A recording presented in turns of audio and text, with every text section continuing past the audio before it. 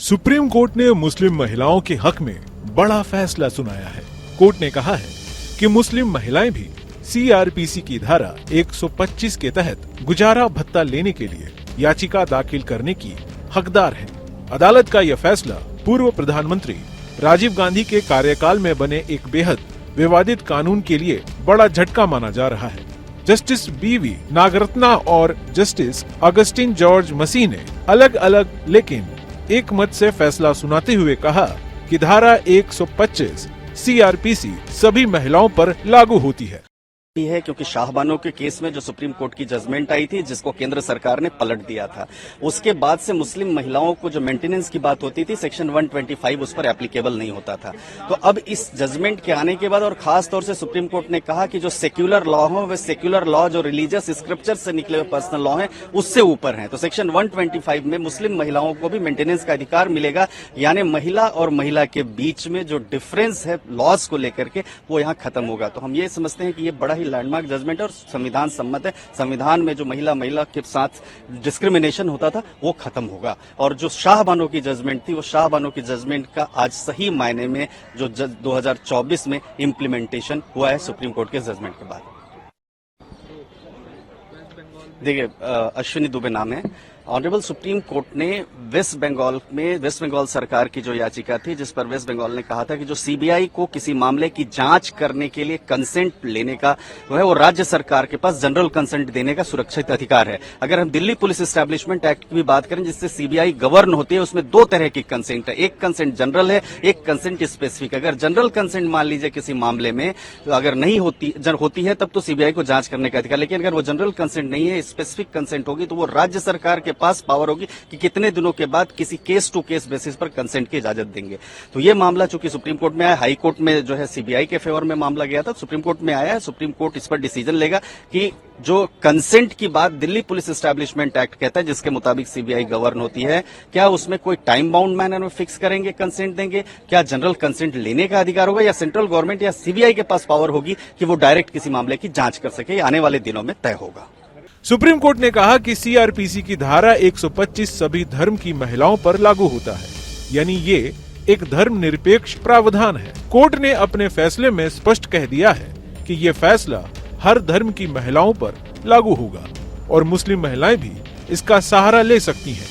इसके तहत उन्हें सीआरपीसी की धारा 125 के तहत कोर्ट में याचिका दाखिल करने का अधिकार है। दरअसल ये पूरा मामला तेलंगाना के एक व्यक्ति अब्दुल समद और उसकी तलाकशुदा पत्नी से जुड़ा हुआ है। फैमिली कोर्ट ने अब्दुल समद को 20,000 रुपए प्रति माह गुजारा भत्ता देने को कहा था।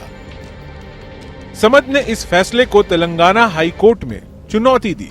तब हाई कोर्ट ने गुजारा भत्ते की रकम आधी करके 10,000 रुपए प्रति माह कर दी। समद फिर भी संतुष्ट नहीं हुए और हाई कोर्ट के फैसले के खिलाफ सुप्रीम कोर्ट चले आए।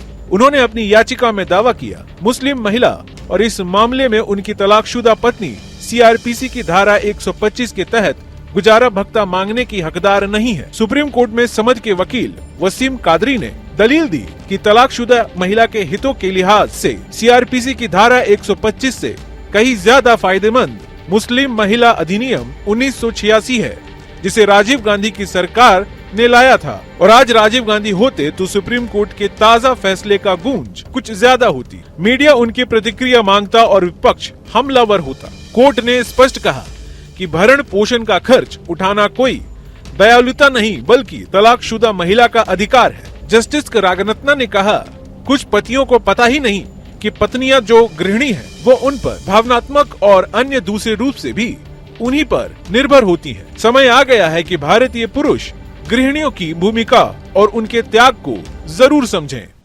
देखिए, ऑलरेडी इस्लाम में, शरीयत में पहले से ये कानून है और ये सिस्टम बना हुआ है कि जो भी शख्स अपनी बीवी को तलाक देता है तो उसको दैन महर तो देता है, 3 महीने का इद्दत का खर्च भी देता है और कुरान में बताया गया है मताउम बिल मारूफ, यानी अपनी हैसियत के हिसाब से एक सुटेबल गिफ्ट दे करके उसको मारूफ तरीके से रुखसत करना है। तो ये ऑलरेडी पहले से है।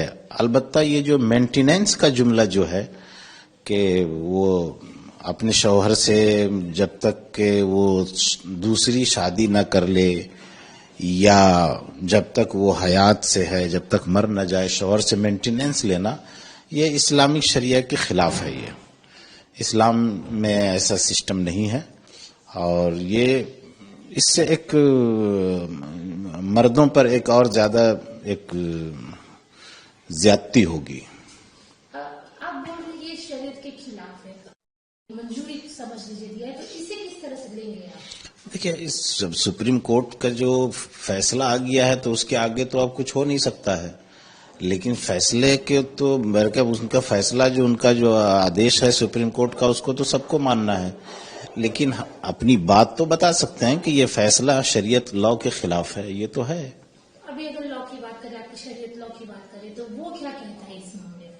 शरीयत लॉ वही कहता है कि भाई जब मियाँ बीवी में अगर बनाव नहीं हो तो दोनों जो है अलहदगी, कोई शक्ल नहीं हो अगर एक साथ रहने की, तो फिर जो है तलाक लेकर के दोनों अलग हो जाए और उसका दैन महार इद्दत का खर्च और कुछ उसको गिफ्ट वगैरह दे करके रुखसत किया जाए। अब तक पर्सनल लॉ के आधार पर बनाए गए कानून के तहत तलाक हो जाने के बाद 90 से 100 दिनों के इद्दत यानी एकांतवास की अवधि तक ही मुस्लिम महिलाएं अपने पूर्व शौहर से गुजारा भत्ता पाने को हकदार है। इसके बाद उन्हें गुजारा भत्ता नहीं मिलता। हालांकि सुप्रीम कोर्ट ने शाहबानों के मामले में फैसला सुनाया था कि मुस्लिम महिलाएं भी अन्य महिलाओं की तरह गुजारा भत्ता मांगने की हकदार है। इसके बाद राजीव गांधी सरकार ने सुप्रीम कोर्ट के आदेश को पलटने के लिए नया कानून बना दिया। आज सुप्रीम कोर्ट ने मुस्लिम महिला कानून 1986 की सीमाओं को तोड़ते हुए कहा कि महिला चाहे किसी भी धर्म की हो, उसे शादी टूटने पर पति से गुजारा भत्ता मांगने का हक है। Team news state.